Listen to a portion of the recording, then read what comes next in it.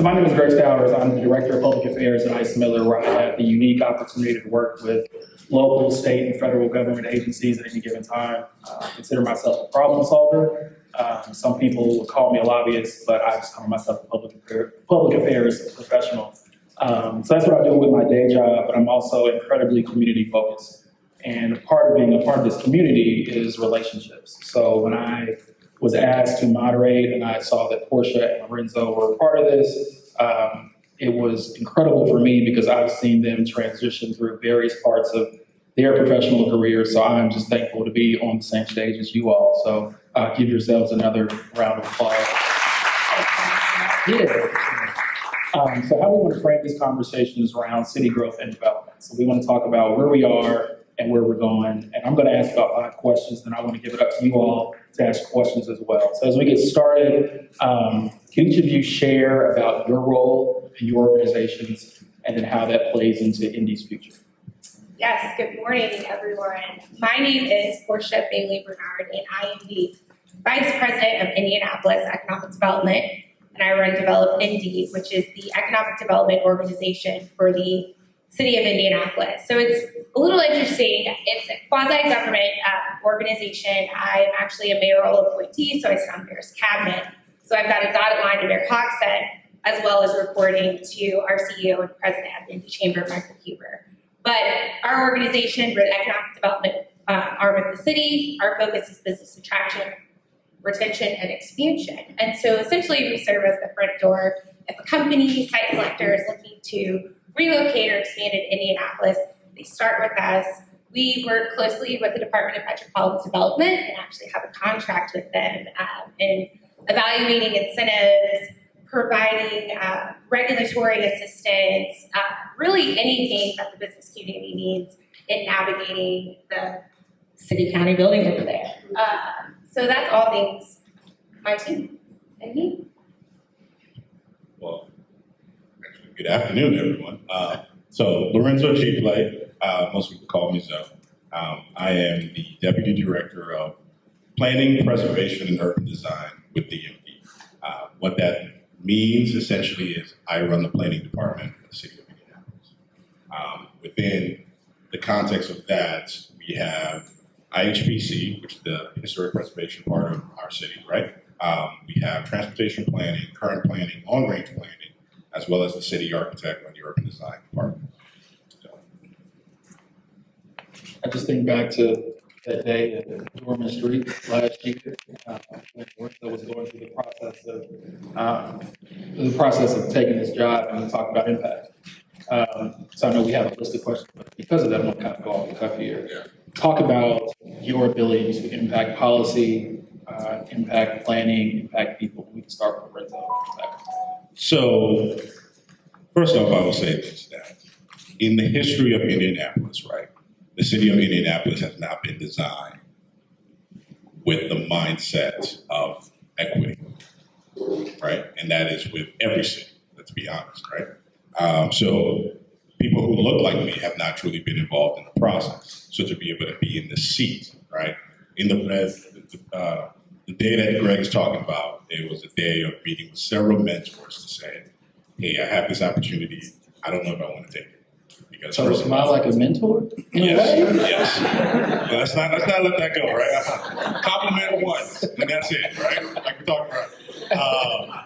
But it was, first of all, I don't want to work in the city, right? Like, no, I didn't want to work in the city. But ultimately, the decision came down to, well, if not you, like who else, right? You have this opportunity. You've been bitching about this shit for a few years in the city. So that's why people have now reached out to say, hey, do you want to do this?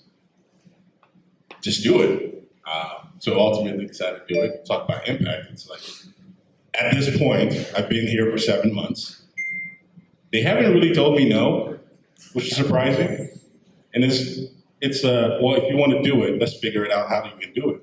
And let's make the impact that we all want to see, because there is a shift happening in the world, in the city, with policy, everything. There's a shift, right? And it's primarily because of COVID, but a variety of other things that have been on the back burner. So You my want to talk about locker room? You want? No. just putting all our business out. Real friends. So what's interesting with my background, I'm a public finance attorney by trade. So I have been on the private side and representing the city and other governmental entities, not just Indianapolis, on economic development projects. But by the time I was brought into those projects, the policies and the decisions and the projects had already been made. I'm coming in and just figuring out how to structure it, how we're going to finance it. What's really cool about this position now, also, I didn't like all the bond documents, legal documents, so this is way better. But I now have a seat at the table in making decisions on what projects we're going to fund, what impact, what policies we want to move forward. If we're looking at multifamily, we can decide what that area median income we want to target. We decide how much for our inclusive growth strategy and looking at barriers to to employment, which is transportation, childcare, and training. We can determine what that 5% award savings, what fundings that will go towards it and helping our community. So while I felt good about my practice and like, oh, I'm not in government, I'm helping government advance its mission. This feels really good being on this side and actually being a decision maker beyond just helping figure out how to finance the projects. Nice. Pivoting a little bit, so Indy is consistently making headlines. We were recently recognized as one of the world's greatest places. So from that angle, what would you identify as our greatest asset? So over time, I have personally shared this story. Well, I've shared my thoughts on this, right? From the time that I left Muncie to come back to Indy from school, there's been this narrative that Indy is very vanilla from a lot of people, and even people who grew up here, people, right? But what we tend to forget is about the characteristics of vanilla is that vanilla, anything you added to it, it becomes its own flavor. That is one of the things that I love about Indianapolis, right? We take things from other places, right? And we make it our own. That it then uniquely becomes Indianapolis. We've done it with the cultural trail. We've done it with the conventions. We've done it with a variety of things, right? I think that is one of our greatest assets in selling ourselves, right, to the world, right? Because the people who are from Indy view Indy in the negative.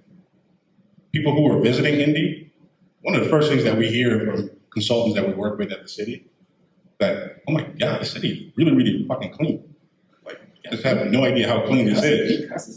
Yeah, right? And people who were here were like, oh my God, the city, I'm like, no, the city is actually very, very nice. And this is one of the few places where 20-something, 30-something can be able to make major change. And I say that not in a joking way. Like, the administration I work for, that Greg was part of, that Portia is, right? Per history, has been one of the youngest administrations to run the city in the history of Indianapolis. Like, so take that into consideration. So I think our greatest asset, we've been working with consultants as well, and I'm sure we'll get to Circle Center Mall, but the consultants that we were working with commented on how well we just work with our civic partners and how everyone gets along so well. We also had a conversation too of how well the state and local government, not on everything, but when it's time to come together for an Amazon bid or for trying to get emphasis or a large company, we know how to show up for one another and get it done. And I think that's just I don't know if it's our good, humble Midwestern, like we can get it done, because I mean, we can be petty too. But when the stakes Midwestern nice is just being passive aggressive. Let's just say it. Let's put it out there. But when the stakes are on the line, like Governor Holcomb, Mayor Hochstead will come together and we're going to compete and put our best foot forward, and that's how we're able to get March Madness. That's how we're able to put on all these conferences and sporting events. I mean, the sports court, Visit Indy, Arts Council, our ability to all come together and work together, I think is our greatest asset. Nice. So there are currently many opportunities for revitalization downtown. You've got Silver Mall, JL2, the Washington Street corridor. How do you hope to see these spaces evolve?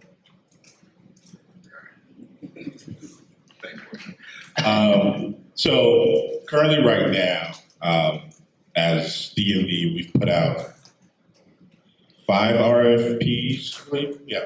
2 major ones in the last. And real quick, so RFP for people that don't. Request for proposals. My apologies.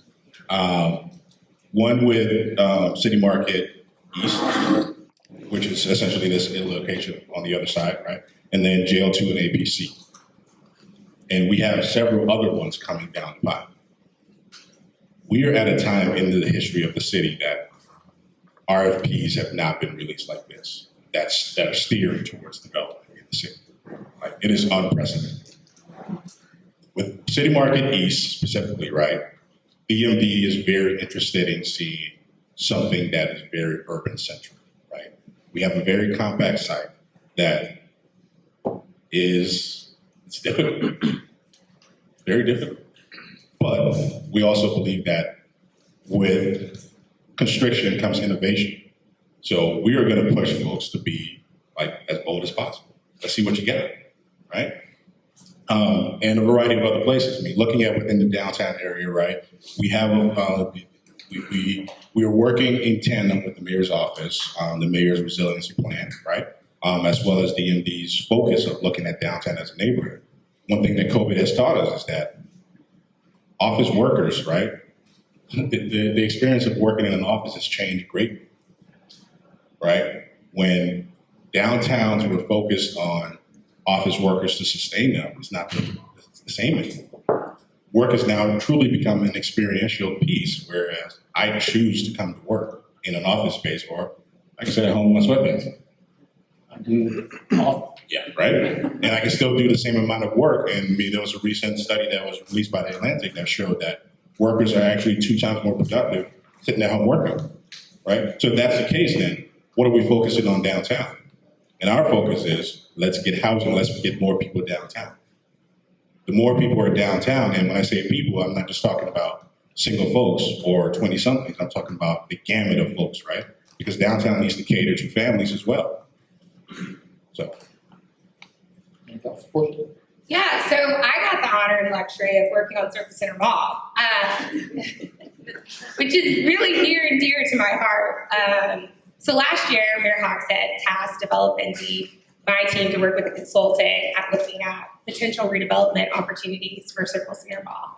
And so we went through an RFP process with the mayor's office and DMD and ultimately selected a consultant. And that consultant came into town, spent some time with our civic partners, Arts Council, Sports Corp, all the people, gang, just to really get a feel for Indy and what the mall is. Just because the mall plays such a critical component to our city in terms of connectivity for our sports and our tourism. I mean, it's all the things.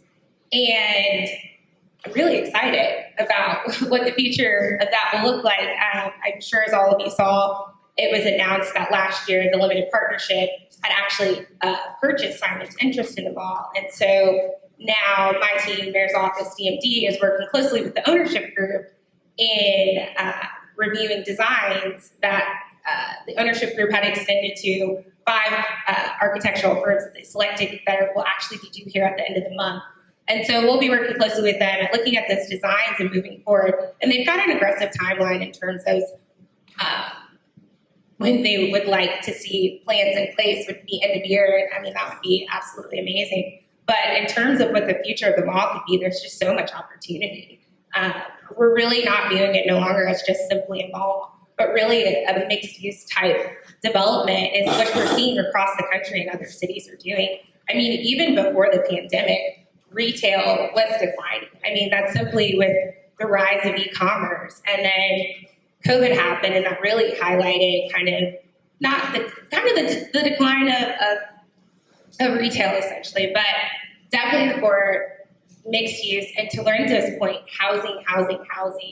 I think COVID highlighted more than anything, if we're not going to have that daytime user, Monday through Friday, people are remote, they're hybrid, we need bodies downtown. And to ensure that we're supporting our retail and we're supporting our restaurants, we need people living there to support and make that happen.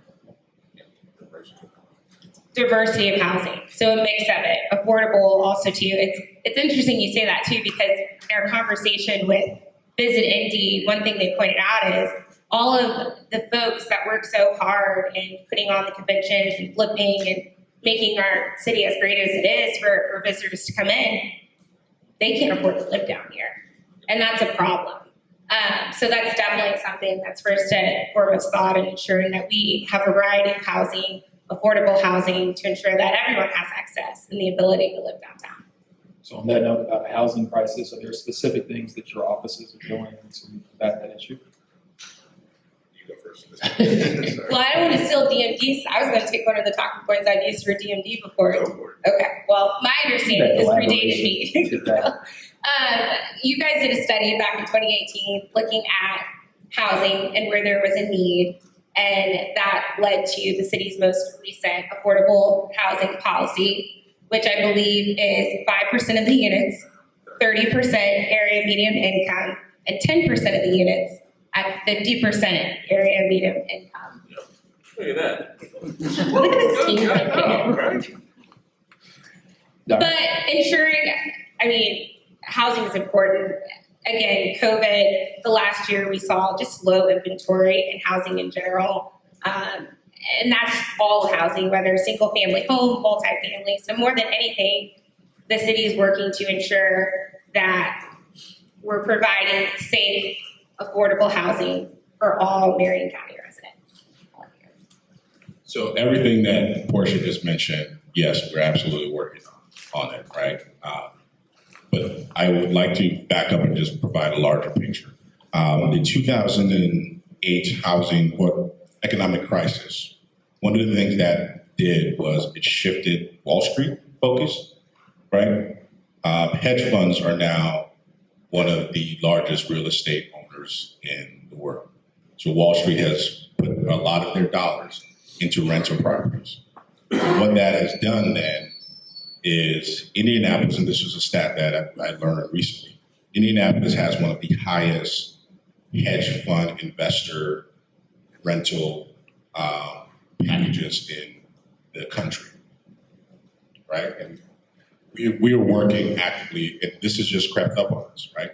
COVID exacerbated this, and we're moving. But with everything that Portia mentioned, the housing disparity study that was done, the offset to that is, like I said, COVID.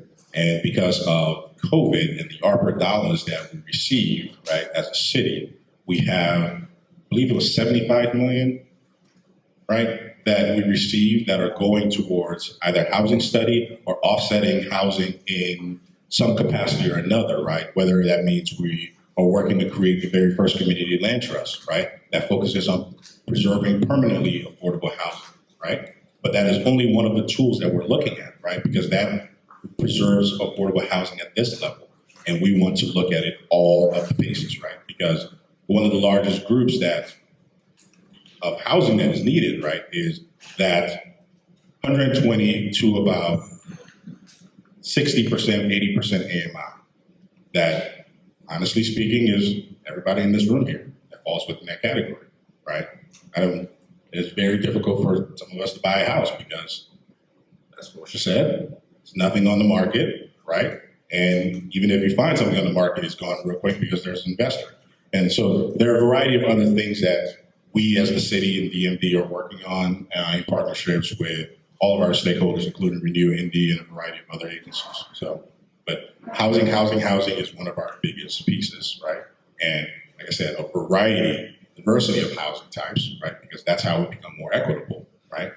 Neighborhoods are changing pretty quickly, but within my department specifically, right, the EMD, when I say my department, specifically focusing on planning, preservation, and design, we have focus of looking at sites to say, how can we provide within our ordinances more ability to provide more housing types so that we can be more equitable. So you kind of talked about remote work earlier. Are there certain economic incentives that we're providing to businesses or individuals? Can we talk about some of this? Yeah, so it's interesting. When I think about the future of economic development, traditional economic development, and the tools we use in going after large headquarters and companies to relocate to our city, because in this post-pandemic world, I think it's going to be more important now to put an emphasis on attracting the actual talent. If folks have the ability to work and live anywhere, they're not necessarily tied to where their job is located, we have to ensure that we've got the built infrastructure and the quality of life to draw people to our community. And so I've seen some other communities provide incentives, direct dollars to individuals. Hey, if you come here, we'll give you $1,000. It low-key seems thirsty, a little desperate to me. Also, how long is $1,000 going to make you? In like Hawaii, I saw a place, that's not going to go very far there. Creative, but because I've had numerous people ask me, why don't you just pay people to come here?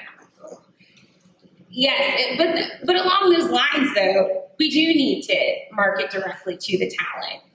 The Chamber's doing a great job with Life in Indy. It's a great tool if you're looking to relocate to Indianapolis. It's not just necessarily Indianapolis, but the 9-county region. You can go on Life in Indy. You can find stats about the people who live there, what the cost of living looks like, transportation, local grocery stores, everything you're looking for when you're making the transition to a new community.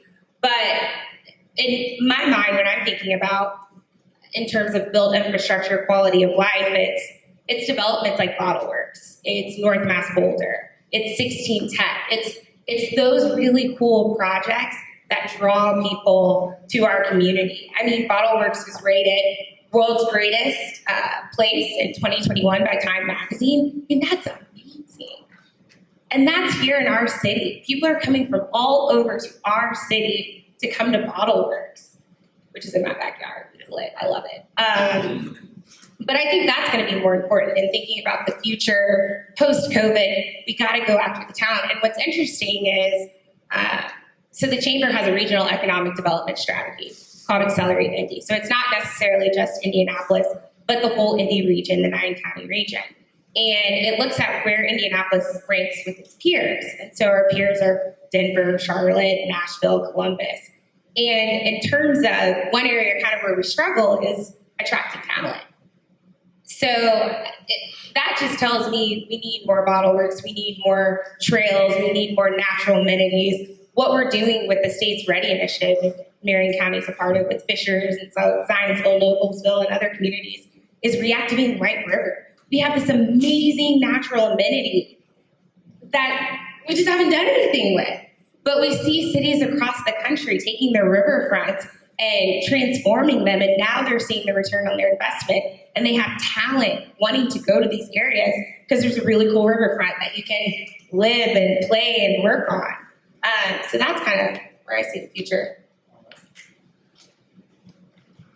I'm just going to add to that, everything she said for me.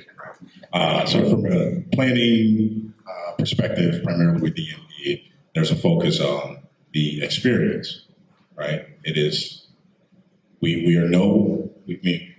did the whole, we are planning for your community without your input. And now we're planning with your community with your input. And now we're planning with your input, but also what does that experience of your community looks like, right? Because it is not only how does that experience look like for you, but how does that experience look like for others, right? Portia touched on Bottle Works, 16 Tech, all of the other pieces, right? And those are all very, very wonderful. But one of the things that we are actively doing within DMD is providing that equity within there as well, that we cannot, and this is where it's a little bit difficult for planning, right? Because we design for everyone, but at the same time, we need it to be experiential for each person. That's a conundrum in itself, right? Because perspective is everything. Everybody views something in a different way. So we are actively working with our stakeholders and partners, right? Consultants to design spaces that are open and anyone can be able to interact with it the way that they choose to interact with it. right? So we're working with large corporations that develop Indies, helping and bringing more organizations in to the city like Elanco, right? So we're looking at the south side of downtown, right? We're currently right now going through the process of a south downtown connectivity plan, plug. So for all of the 20-somethings in here, right, we're going to be seeing a community engagement that we've never seen before in the city, right? And working with partners like Gang and Mr. Ryan Hunley over there, right? We're doing a citywide community engagement that we want to hear from individuals of. What are your thoughts on downtown? How downtown is moving, right? All of these pieces that are things that haven't really done before, but we are rethinking how all of this interacts and how does this work? Because again, back to the experience of each individual within the downtown, or not just downtown, within the city in itself. So I'm going to read two quotes, both from you. This one is from Portia. Access to opportunity and a seat at the table for minorities is essential for an inclusive and equitable downtown Indy. Lorenzo said, it's a little bit surreal. There's not a lot of people who look like us within the profession. Moving forward, what that means to me is that the city is able to accurately be planned and envisioned from a perspective of everyone. What does equity mean for you, being in the space that is predominantly white? I mean, I'm certainly in that space too. So what does that mean for you? I'll do a couple of plugs here. I feel like there's going to be a couple. So for me, equity as a definition means that recognizing that everyone is at a different level in their life. And we need to meet people at those levels. That's what equity means. But with that, DMD is going through a variety of planning efforts in the next that actually we're going to be releasing a couple of RFQs, requests for qualifications, in the next couple of weeks, right? For a variety of things. One of them is the very first cultural equity plan that will be done for the city of Indianapolis, right? This is looking at the city, Marion County-wide, to understand the culture that exists here. And when I say culture, I'm talking about the diversity of people and organizations and all of the things here that exist here, and then tying it back to my definition of equity as well, right? So that in itself, in my opinion, is huge. And if that's all that I do within my role, kudos to me and my team. That for real. What that means to me then is that we are looking, as I said earlier, we're looking at the city and saying, we know that people are different and we know that people interact with each other in different ways. Let's understand how people interact and let's design and build the city in that way. In the space that I'm in, the very first firm that I worked at was the firm that had the largest concentration of Black people that I've ever worked with, A2SO4. There were 25 people, and out of that 25, 15 were Black. The principals were Black. I have never worked in another space like that, right? But it has also taught me to be comfortable being uncomfortable, because a lot of the spaces that I am, that most of us are in, right, it's primarily led by majority white folks, right? So, but to be there to provide input as to the necessary things so that we can have an equitable city and not just be a token, right? Not just be a token. I need to be, if you're asking me to be here at this table, I need you to respect my input. And if you're not going to respect my input, then sorry, fuck your table. So I'm going to use an example of an organization. So in an organization, you could say, we're diverse, we're inclusive.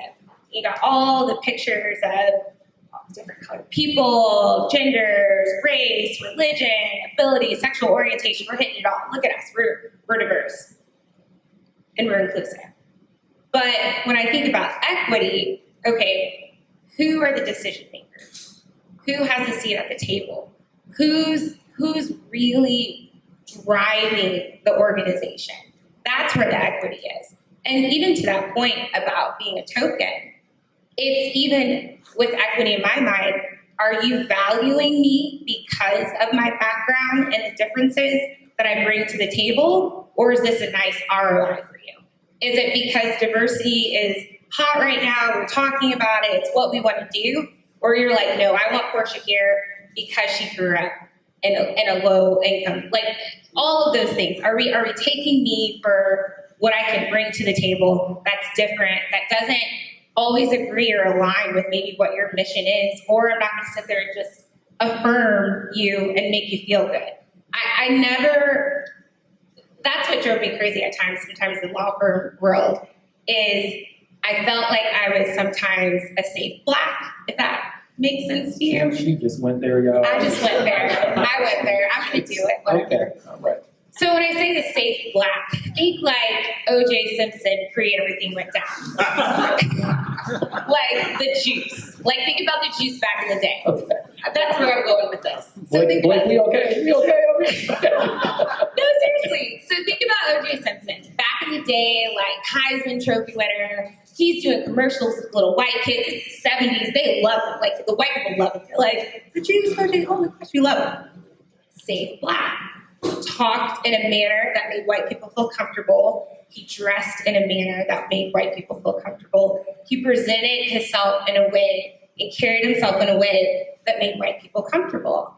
And I've honestly felt like in a lot of the spaces, especially in law firm world, I've always been a safe black. It's like Portia, she grew up in Fishers. You did. I did. But my family's from Indy. I started in IPS though. But it's always, it's Portia. She grew up in Fishers. She reminds me of my daughter. So she's traveled, similar backgrounds. Like they can find those connecting points, the way I dress and carry myself. And I was always careful to never rock the boat. I never would get contentious or be careful. I would be careful in the things that I would say in the workspace. And it just got to this point where I'm like, this is not my authentic self. And I would let comments go by, like passive-aggressive microaggressions, and someone would come in and be like, what up, gangster? And I'm like, oh, here we go. But stuff like that. But that's not She's diversity. only mad because she's from Fishers and there's no gangsters. So technically, if you go back and ask people about the streets of Fishers, those mean streets in Fishers, I'm that girl. But to that point, I don't think that's true diversity, and I don't think that's true equity. I want you to take me for who I am, my authentic self. If I want to wear braids, if I want dreadlocks, if I want to cut all my hair off and go natural. Like, I don't want it to all of a sudden now I'm moving different. So then you really don't want me. I just fit into your box of what you believe is a safe black, and you can put me on that safe black. So I want to open it up to questions from people, but on the seat at the table thing, I am in awe of the work that you all are doing, and when we talk about having a seat at the table, you all are people, and I hope to one day be involved somehow, that are creating their own table, and I have like the utmost amount of respect for the work you all are doing. So I want to open it up to questions from people, like are we good on time? Okay. So I think the city does a really good job with community engagement. And I think that's one of the things that really kind of surprised me. Like I said before, when I come in on the financing and private practice, projects decided, it's like, we got to get this done.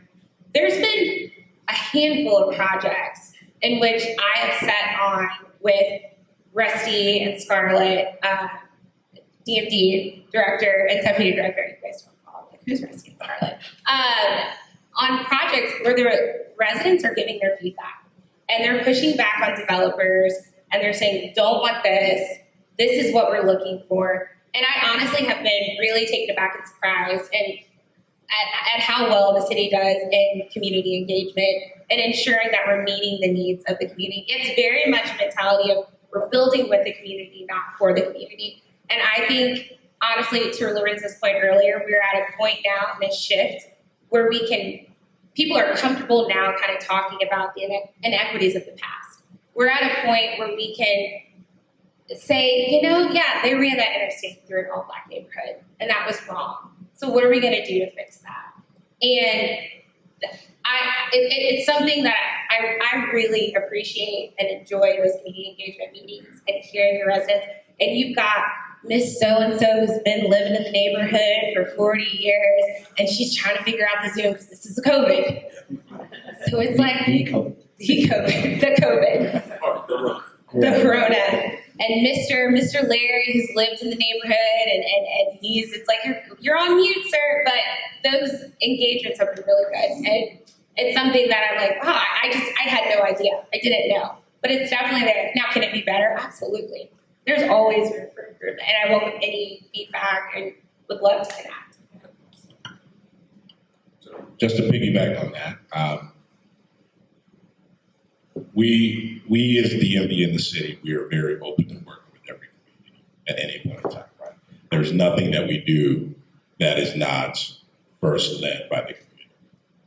Because again, we tried that, it didn't really work out. So let's learn from our mistakes. And I'm going to add to your question. I don't know if everyone heard her question, and see if I can reiterate it. Yes, so her question was, downtown, yes. Community engagement. Yes, downtown community engagement, sorry. To be more equitable. Yes. Spark Notes version, just talking about what does equity look like for people who are already residents here, inviting, in the concept of creating a group of residents that are able to represent and have a voice for downtown Indy, from renters to homeowners to every single zip code. What does that look like to allowing people to have more seats at the table, and then just, equity for an actual resident rather than, kind of this development approach for the people who really live here. She said it better than I could. Okay, so I'm going to talk about downtown, and then I'm going to talk about outside of the downtown area, or whatever your thoughts is on outside of downtown. So within downtown, right, that is 100% true that we do have a lot of HOAs and such within downtown. But that should not be discouraging, right? Because as I mentioned, we are looking at housing, and we're looking at a variety of ways to provide diversity of housing within the downtown area, which means that some of that could change and will change over time. So that's within the downtown. And within downtown, as Portia mentioned, right, there are a variety of communities where there are individuals who have lived there for years and years and years, and those are the ones that we go to say, we need to start, right? We need to start having these conversations. So Meg Pernsley, administrator of IHPC, is sitting in the back there. Her and I have been working with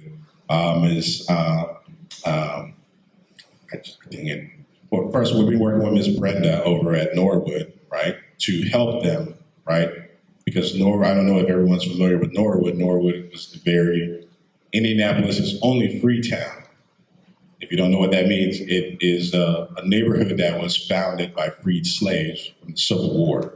It's a historically Black neighborhood that has not received its due designation, and we're currently working with them for that designation, right? And we're also working with Flannery House, which has a historic, national register, but a national designation, but not a local destination. So we're doing all of that work. So there are always individuals within the community that we work with. Now, reaching outside of a little bit more downtown, the downtown core, recently we did some work within Martindale Brightwood in establishing the HOTIF. The HOTIF is a housing TIF, housing tax increment financing, right? And that work was guided by the community. And that's me putting it lightly. When I say it was guided by the community provided input and steered the process in every single pathway, right? Martindale Brightwood is a historically Black neighborhood, off and on, right, depending on what time you're looking at it, right? But that community has been striving and yearning for development, right? So the creation of this HOTIF allows some of that development that happened primarily focused towards housing within the community. And that is an effort that has been led by the community and all of the organizations and the stakeholders within the community. From One Voice to Martin McBride, CDC, you name it, they're all part of it. And now we're in the process of them creating an advisory council for any projects that happen within the community that they then have a say and input on. So we are looking forward to more of this work of working with the community for the experience that the community wish to have.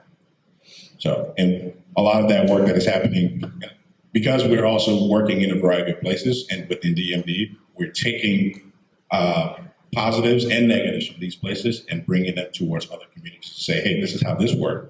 We don't know if it's going to work in here, but here you go. Take a look at it and let us know. So, Right here. Thank you. So 2 items were mentioned. One was about focusing on the community now and making sure we have equity for our current residents, but then also developing Indy more and being innovative and drawing talent acquisition. How can we make sure that we are being equitable to our current residents, but ensuring we're building a larger base and stronger system for those that are going to be future residents when we don't yet have them identified? How can we ensure that we're being equitable? how can we ensure that we're being equitable not only to our current residents, but also to future residents, right? So there's an elephant in the room in the city, in the country, honestly, I would say in the world that we talk about, but we don't really want to talk about it. Gentrification, right? It is the big thing that we all, right? And we have to understand that we have to respect the culture of a community, right? By doing that, we are providing the equity that is necessary for that community. But we also have to understand that if we do not provide an influx of new folks or so into a community truly becomes stagnant. That's not the fact that it dies, it just becomes stagnant and doesn't grow. So it is the big issue with gentrification, and I will say this, and I will repeat myself. No one has resolved this yet, at all. And everyone is trying some new thing about it. It has not been resolved in any community, in any city, but we are making strides for it. And I'm going to be frank for a moment, right? Just now, you're gonna be frank? Yeah, just now. With community and growth of community, the realistic part of this is that communities, we have to understand that if we're not having new people coming in, right, our tax base isn't increasing. And as a city, right, as a city entity, we have 400 square miles to work with. I don't know if you guys understand how big that is, right? So that's 400 square miles of resources that we're working with that we now have to share out. And if we're not getting enough back, at least from a tax base, it becomes difficult to prioritize places, right? Because we need to receive so that we can give out. So it's that balance that needs to happen. So, and that's where it often becomes difficult because we have to look at this from the logical perspective, but also the emotional perspective as well to say, gentrification sucks. But logically, like, how do we balance? How do we get more people into a community? I personally would like to have a community of my friends and my family, right? There are people in my world, like Greg, that makes more money than me. He's got an Iron Man suit, by the way.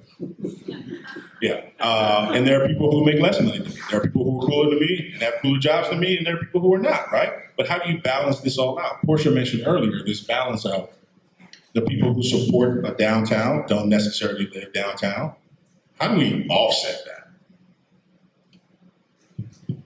That was a mic drop moment.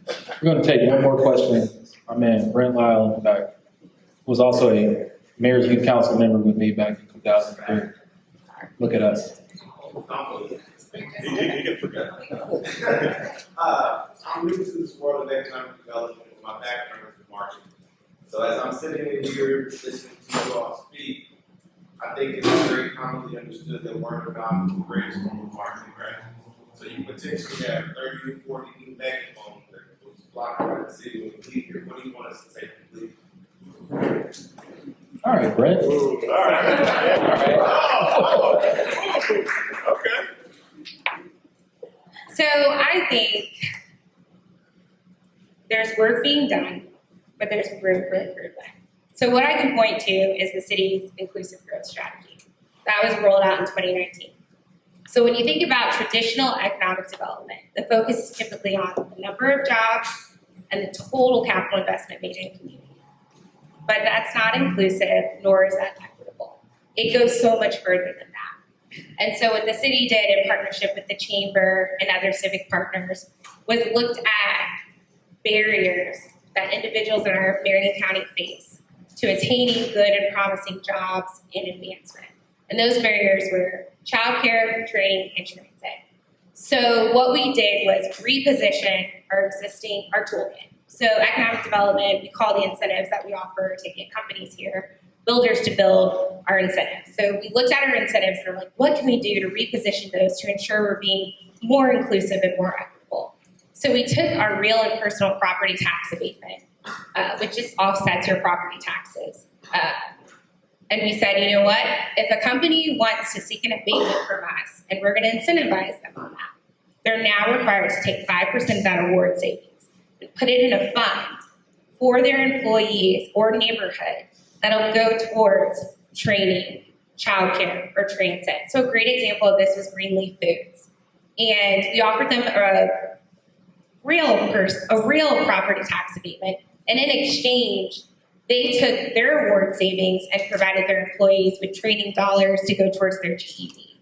They also provided their employees with childcare vouchers. And they also did improvements around their building for sidewalk improvements to make it more pedestrian friendly for individuals that walk. And so I say all that to say we're trying. And it's not always perfect, but we're getting better at it every day. And the more, and to Lawrence's point earlier with this administration, you have to give credit to their Hogsett and putting people like us at the table and in these roles to only continue to improve upon the work that has been done. Also, too, with the inclusive growth strategy, I'm going to plug this too. We also require employers to pay $18 their employees as the minimum wage that's required for those jobs to count as well. But what's even interesting about that is this is all pre-pandemic, and now we're seeing employers, Amazon paying its workers $22 an hour. So it's even noting that we still have more work to do, and we can only get better from here. So I just ask you connect to me. Please reach out to me. I'd love any feedback that you could provide. That's the great thing about Indy. We're accessible. We're here. I live downtown. You can find me on a patio somewhere with my dog and my baby and husband. That's what's cool about our city. So I have to make a list. Sorry. First of all, I would say that to the folks in this room, right, understand that social media has changed a lot of things. We have the power, but it needs to be directed in a specific way, right? Captain Planet said, right? With great power's yours.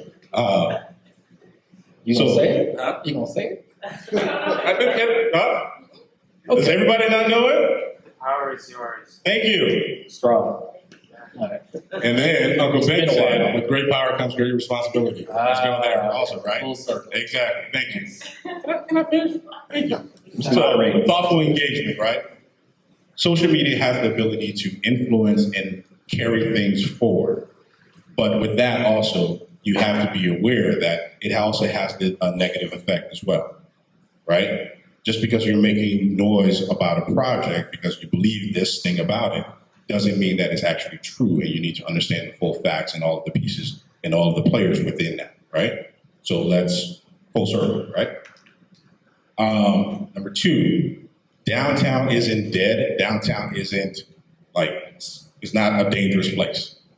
Downtown is fantastic. Downtown is back. Walking to the city market, we are doing a whole bunch of things.